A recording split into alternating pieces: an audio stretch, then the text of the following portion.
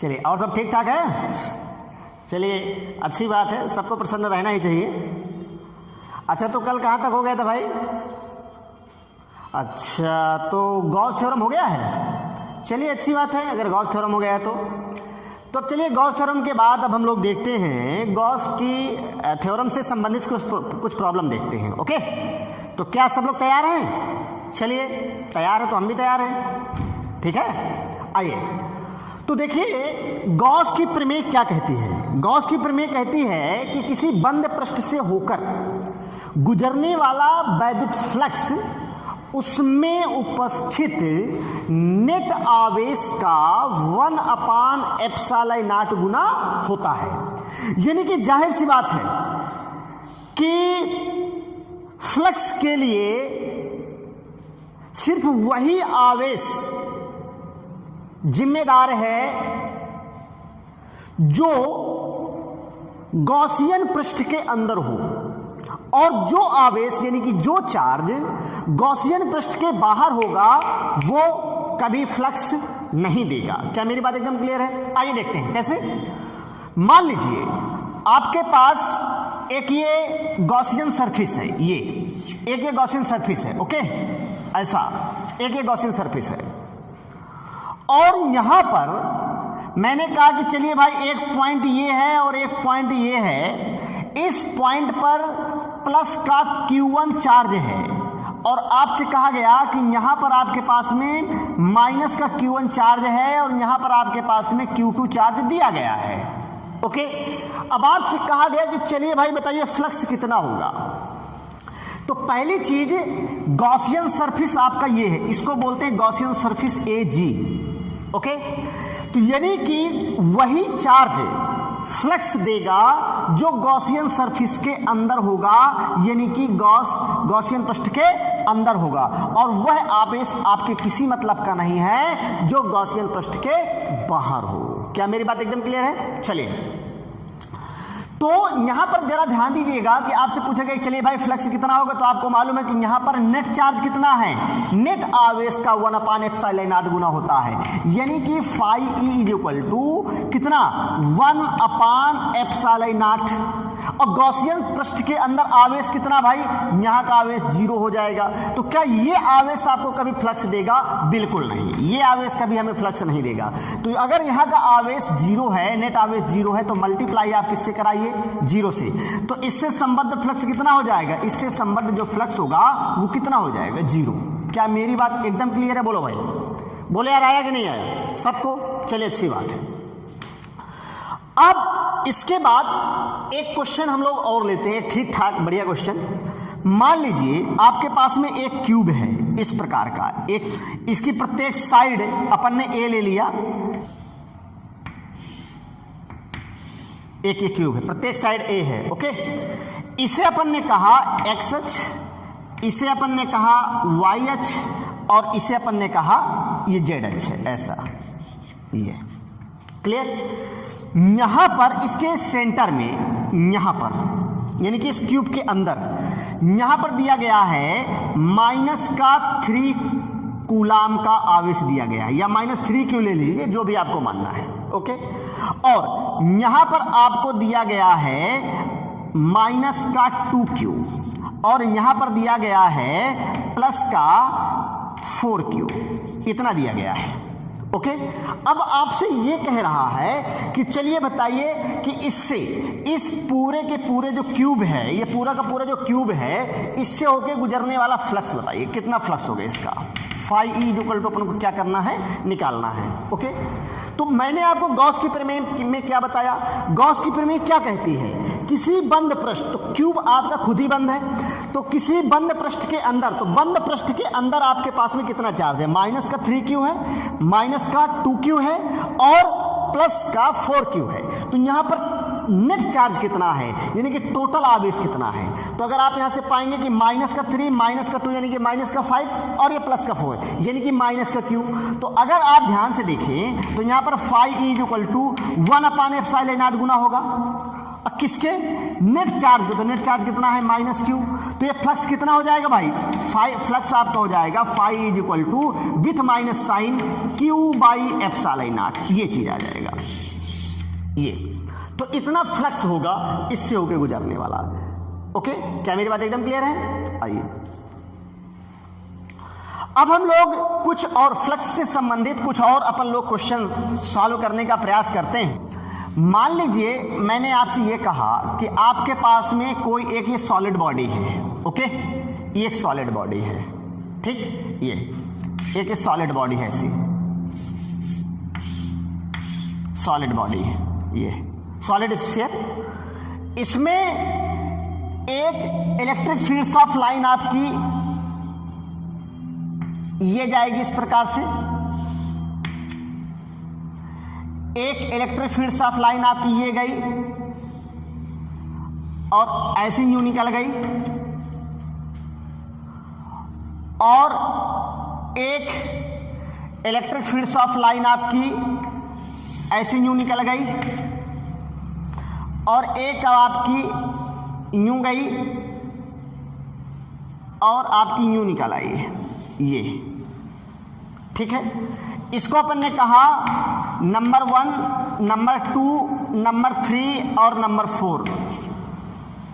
Okay, अब हमारा question यहां पर ये है कि इनमें से कौन से इलेक्ट्रिक फील्ड्स ऑफ लाइन सही है, यानी कि कौन सी वैद्युत बल रेखा पृष्ठ पर सही तरीके से इंसिडेंट हो रही है और आउटवर्ड हो रही है, तो कौन सी है।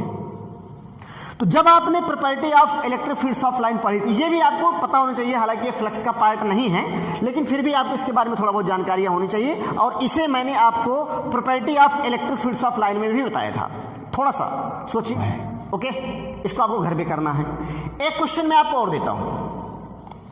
मान लीजिए आपके पास में कारण सहित आपको बताना है रीजन क्या है कि कौन सी सही होगी और क्यों होगी, या आप लोग जरा सोचने का प्रयास करिएगा। मैंने एक यहां पर एक प्लेट लिया, इस प्रकार से एक प्लेट लिया मैंने, ये एक प्लेट लिया, और इस प्लेट स्क्वायर प्लेट है, इसकी प्रत्येक की साइड ए है, प्रत्येक की साइड क्या है, ए है, और इस प्लेट की सरफेस पर मैंने एक क्यू चार्ज रख दिया, ये क्यू चार्ज रख दिया, ऐसा ये क्यू चार्ज रख दिया। और क्यू चार्ज रखने के बाद हमने आपसे कहा कि इस प्लेट के इस सरफेस से होके गुजरने वाला आपको क्या बताना है, फ्लक्स, यानी कि फाई ई बताना है। फाई इक्वल टू क्या करना है, निकालना है आपको इसका। ओके, चलिए इसके बाद मैं आपको यहां पर एक क्वेश्चन और देता हूं। मान लीजिए आपके पास में एक क्यूब है, इस प्रकार का क्वेश्चन हो जाता है, आईआईटी में पूछा गया क्वेश्चन भी है ये। अब ये क्यूब है ऐसा, ओके, मैंने क्या किया, इस क्यूब के इस एकदम कॉर्नर में एकदम इस कॉर्नर में यहां पर मैंने एक चार्ज रख दिया, एकदम कॉर्नर में यहां पर एक चार्ज रख दिया क्यूब, ठीक है, इस कॉर्नर में मैंने यहां पर एक क्यू चार्ज रख दिया ये। और आपसे कहा गया कि चलिए जब कॉर्नर पे रखा गया तो जाहिर सी बात है कुछ चार्ज अंदर होगा कुछ चार्ज बाहर होगा। अब आप समझदार हैं, कॉर्नर पे रखा है और आपको सॉल्व करना है, ओके। और आपसे कह रहा है कि चलिए आप इसके इस सरफेस से, इस वाले सरफेस से होके जाने वाला आपको क्या बताना है, फ्लक्स, फाई ई आपको क्या करना है, निकालना है। आपके सामने मैं एक क्वेश्चन और रखता हूँ, काफ़ी बढ़िया क्वेश्चन है और आप लोग जरा ध्यान दीजिएगा। आपके पास इस प्रकार का एक स्क्वायर दिया गया है, ये एक स्क्वायर है ऐसा, इसकी प्रत्येक साइड ए है और यहाँ ये आपका वाई एक्सिस है और ये आपका एक्स एक्सिस है, ओके, कुछ इस प्रकार से दिया गया है। और आपसे कह रहा है कि a/4 A/4 की एक डिस्क, यानी कि त्रिज्या A/4 की एक डिस्क है जिसमें 6 कूलाम का आवेश है, एक समान रूप से वितरित है। एक्स वाई तल में इस प्रकार रखी है कि इस डिस्क का जो केंद्र है, डिस्क का केंद्र माइनस के A/2, 0, पर, यानी कि जो डिस्क है इसका जो सेंटर है वो कहाँ पर है, A/2 पर है, माइनस के A/2 पर है। इस प्रकार से ये डिस्क हो गई। और इस पर जो टोटल चार्ज है वो कितना है, 6। इस पर जो टोटल चार्ज है वो कितना, 6 कूलाम का है। ओके, और इसका सेंटर कहाँ पर रखा हुआ है, माइनस का A/2, 0, पर, ऐसा रखा हुआ है। इसके बाद आपसे कह रहा है कि एक छड़ है जिस पर 8 कूलाम का आवेश है, एक रॉड है जिस पर 8 कूलाम का आवेश है, और वह एक्स अक्ष पर रखी है। और किस प्रकार से रखी है, एक्स अक्ष पर वो इस प्रकार से रखी है कि A/4, ठीक है, A/4 और 5A/4 पर रखी है, 5A/4 पर रखी हुई है। ओके, एक ये रॉड है और इस पर जो टोटल चार्ज है कितना है, 8 कूलाम का है। ठीक है, इसके बाद आपसे ये कह रहा है कि वह है -7 कूलाम का आवेश, वो यहाँ पर रखा हुआ है। और किस प्रकार से रखा है, वो रखा है आपका A/4 और माइनस का A/4 और कैसा 0 पर रखा हुआ है। ये कितने का है, -7 कूलाम का है।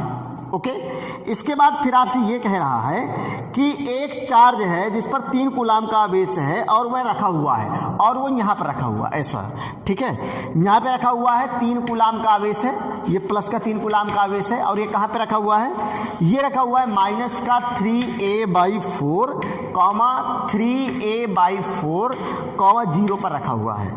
तो आपसे ये कह रहा है कि घनी सतह से गुजरने वाला फ्लक्स, तो आपको ये बताना है, ठीक है, तो आपको ये बताना है कि इस घनी सतह से होके गुजरने वाला फ्लक्स बताना है, यानी कि आपको फ्लक्स की वैल्यू क्या करनी है, ज्ञात करनी है। तो हमने आपको ये जो 4 सवाल दिए हैं, आपको इनको अच्छे से करना है, ठीक है, लगाना है, हो जाएगा। इसका जो आंसर होगा वो हो जाएगा -2 कूलाम एप्सिलॉन नॉट। इतना होगा इसका आंसर, आप लोग लगाने का प्रयास करिएगा। ओके,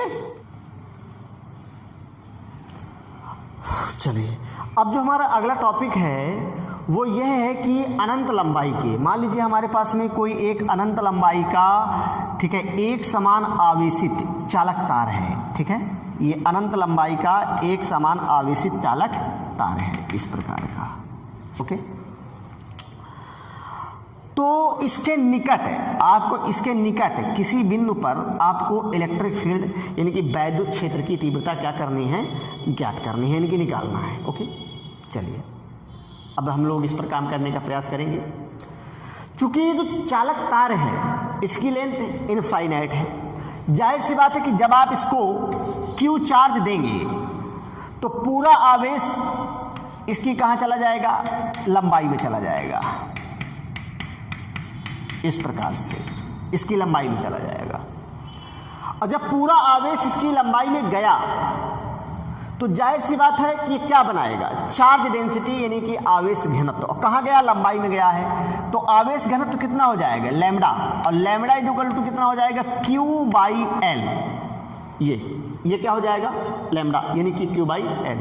ओके, अब जाहिर सी बात है कि ये इनफाइनाइट लेंथ का है, तो अगर आप इसके इतने पार्ट से, मान लीजिए हमने कहा चलिए भाई L पार्ट से, आप इसकी L लंबाई से और इसकी L लंबाई के कारण अगर आप यहाँ पर क्या निकालना चाहते हैं, इस पर यहाँ पर इलेक्ट्रिक फील्ड निकालना चाहते हैं, तो आप जाहिर सी बात है कि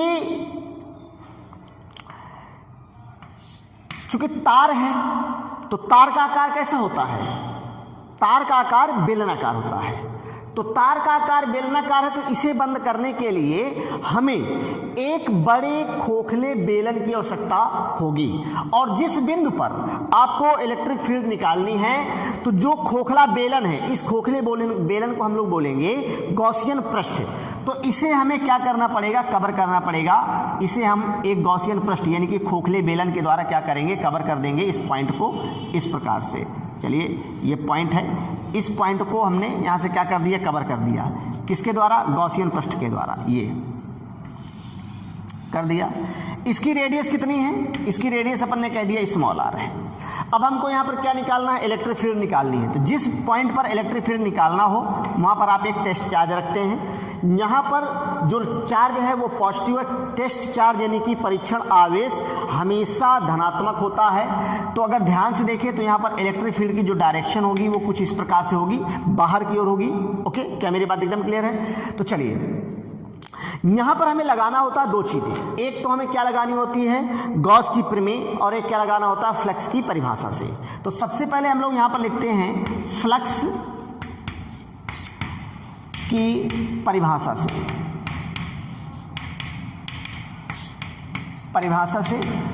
और फ्लक्स की परिभाषा भी फ्लक्स ही देता है और गॉस की प्रमेय भी फ्लक्स ही देती है। तो क्या हो जाएगा, गॉस की प्रमेय से,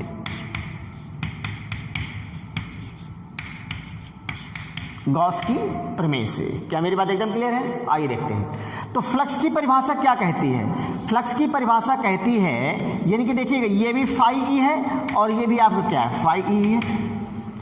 अगर ध्यान से देखें तो यहाँ पर फ्लक्स की परिभाषा क्या कहती है, ये हो जाएगा आपका ई ए, क्या हो जाएगा, cos theta is equal to, ये क्या हो जाएगा, q upon epsilon naught. Okay, अगर अब आप यहाँ पर ध्यान से देखें, ये ई मतलब इलेक्ट्रिक फील्ड जो अपन को निकालना है। ए क्या है, एरिया, किसका एरिया, जो बंद करने आया है। और बंद करने कौन आया है, एक खोखला बेलन। तो इसका एरिया क्या हो जाएगा, ए जी, और ए जी इक्वल टू कितना हो जाएगा, 2 पाई आर एल, ये हो जाएगा। तो अगर ध्यान से देखें, और हाँ यहाँ पर अब बात आती है थीटा की, बात किसकी आती है, थीटा की।